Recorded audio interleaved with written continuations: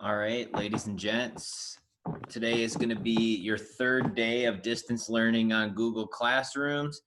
Hopefully, you did your warm up before you came here. So, if you haven't done that yet, you know what to do. Hit the pause button, go ahead and get that warm up completed, and come on back here.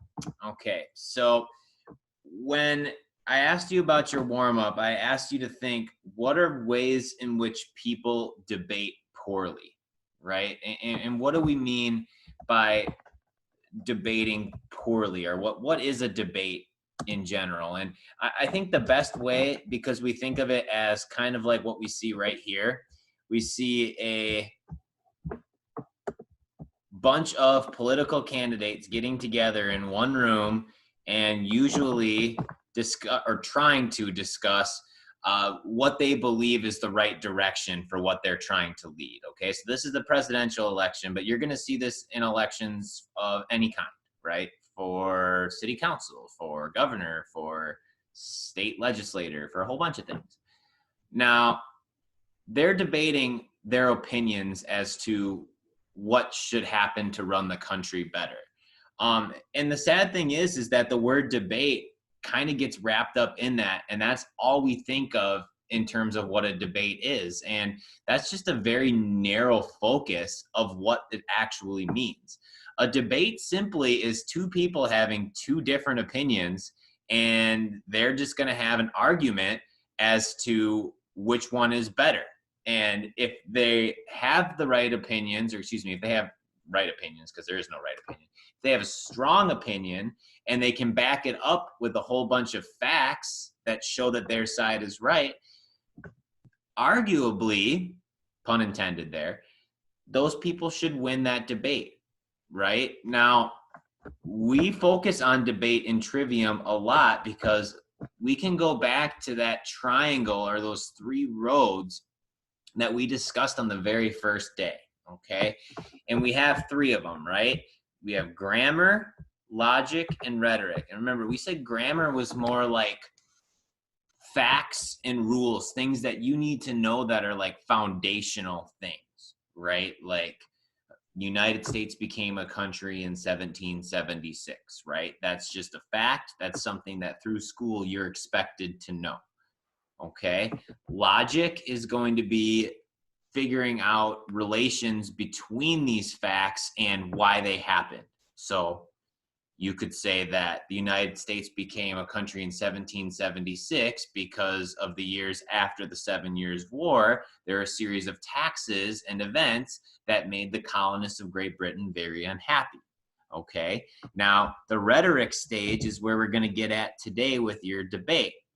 And the rhetoric stage is where you are taking a stance based on these other two foundational pieces, okay? So an example would be if I gave you a question saying these two things, right? The United States became a country in 1776.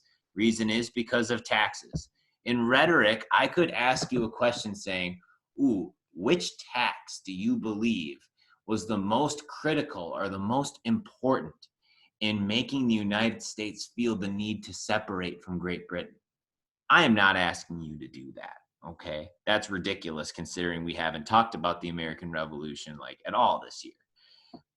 But my point is that you're taking things that you already know and can make connections to, and then you're showing your mastery by being able to give a well-informed opinion on it. Okay, so for today, I am not going to have you answer anything history related. You've been in my class for a while, and I've come up with something new for this trimester, and specifically for distance learning, for us to develop our rhetoric skills.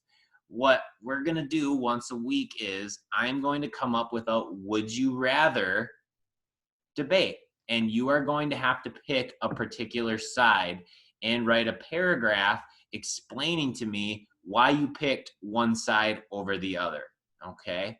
So we have, I'll read it for you. We've got, in today's debate, students must answer the following. Would you rather be able to run 100 miles an hour or fly 10 miles an hour? Now, this might sound familiar because in some of my classes, we actually did do this one. I think it's just fascinating as all heck. So I really want to hear what people have to say. You must pick one, students. Okay, I'm just telling you right now, there are so many people that get wishy-washy with this and they want to try to pick one or the other and explain why. No, part of rhetoric is you need to take a stance. Now, you can listen to the other side. In fact, it's going to ask you to in this worksheet that you're doing, but you need to make a stance one way or the other, or you will not get full credit. Okay? Now, this is going to be written as a paragraph. I have these 3 questions that you can answer, and I'm going to require that you answer, but you should be writing it in complete sentences in paragraph form. So if you're doing this online, you've got a text box right here that you should be able, oh boy. Yep, so you should be able to write whatever you need to in here. Remember, if it's a paragraph, first thing that you're doing is indenting, and I'm gonna write my masterpiece here. I'm gonna save and close, and voila, my answer is in there, okay? Now, you'll also be receiving this on paper. If you do not have access to the internet, I will ask that you do it on there. Remember, if at all possible, for both you and me, if you could do this online and submit it, that would be hugely helpful. Okay, now just the 3 questions I want to run through here. First of all, you're going to pick a side. Now, I would say that your topic sentence or your very first one should just be you telling me which one that you picked, right? So that's sentence 1. Then, what is your reasoning? You had a choice. You picked one side. Tell me why. Then, let's look to the other side for the next one. Why is the other side not as valued? And by valued, I mean, why do you think that that one isn't as important?